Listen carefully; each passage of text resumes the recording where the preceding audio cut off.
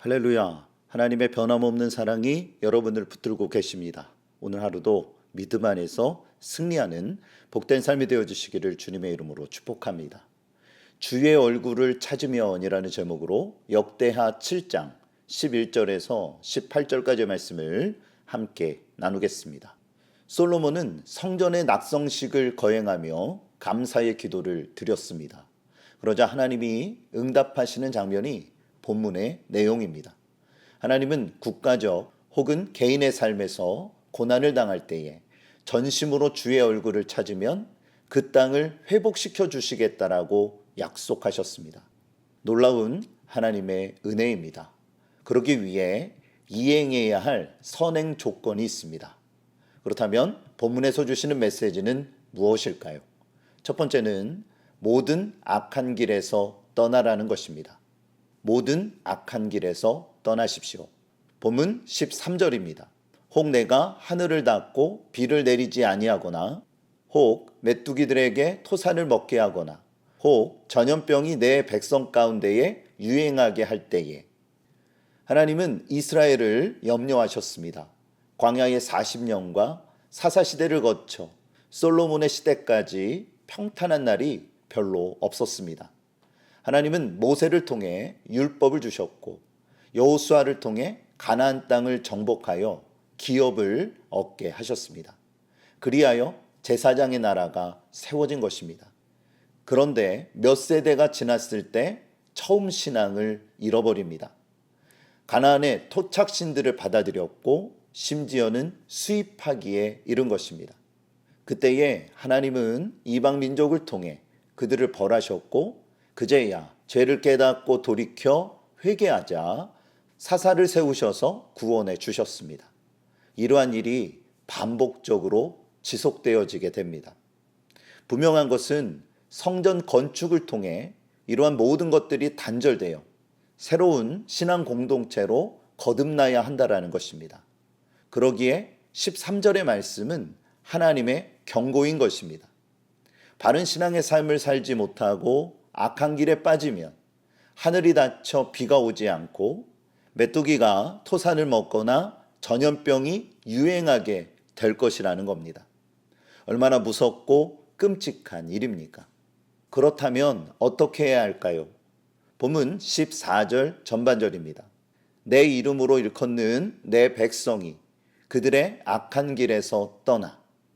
하나님은 백성들이 악한 길을 떠나 그분의 얼굴을 찾으면 그들을 용납하여 회복시켜 주시겠다라고 약속하셨습니다. 이것이 바로 성전의 기능이라는 것입니다. 그러므로 우리는 자신의 선자리를 수시로 살펴보아야 합니다. 나도 모르게 죄악된 자리에 서 있는 것은 아닙니까?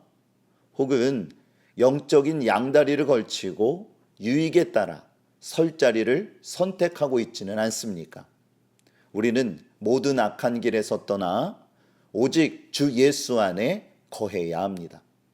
바울은 이렇게 권면했습니다.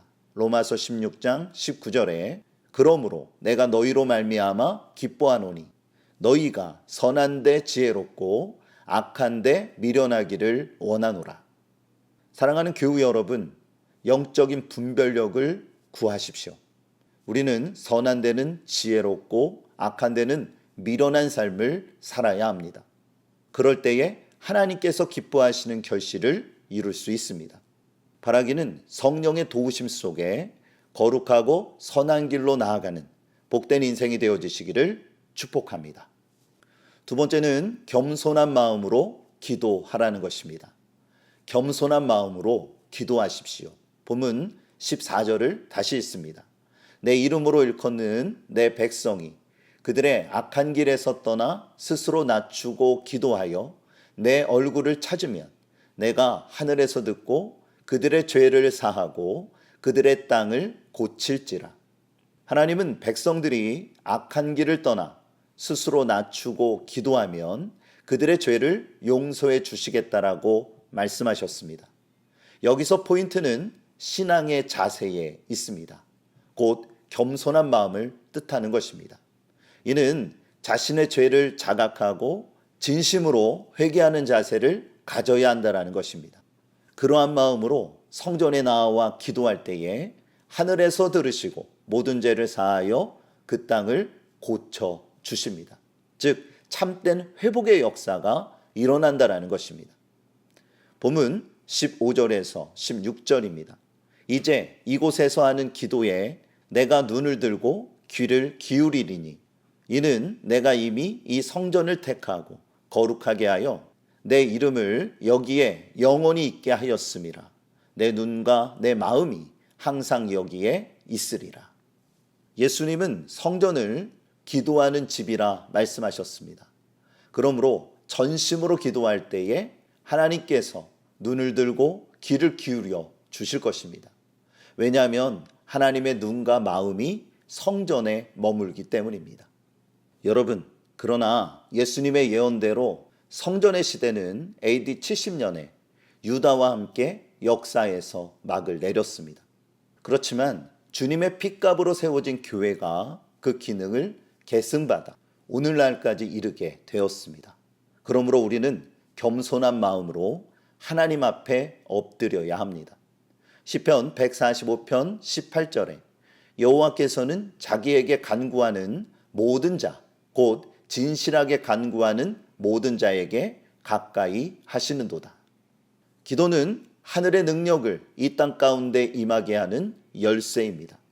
철저히 회개하는 자에게 용서를 통한 치유가 임하고 고난 중에 도움을 구하는 자에게 놀라운 응답이 주어지며 성령의 도우심을 구하는 자에게 능력이 부어집니다.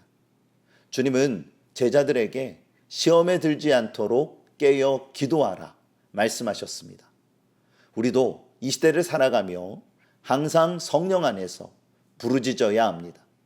그럴 때에 놀라운 치유와 회복이 우리의 삶 가운데 임하게 될 것입니다. 오늘 말씀을 기억하세요. 주님의 얼굴을 찾기 위한 선행 조건은 모든 악한 길에서 떠나는 것과 겸손한 마음으로 기도하는 것입니다. 항상 자신이 서 있는 자리를 살피며 하늘의 하나님께 기도하기 위해 주님 앞에 담대히 나아가야 합니다. 여러분, 기도를 쉬지 마십시오. 그럴 때에 놀라운 치유와 회복의 역사가 여러분의 삶 가운데 가득하게 될 것입니다. 그러한 은혜의 역사가 오늘도 여러분의 삶 가운데 가득하시기를 주님의 이름으로 축복합니다. 오늘도 하나님은 여러분과 함께 하십니다.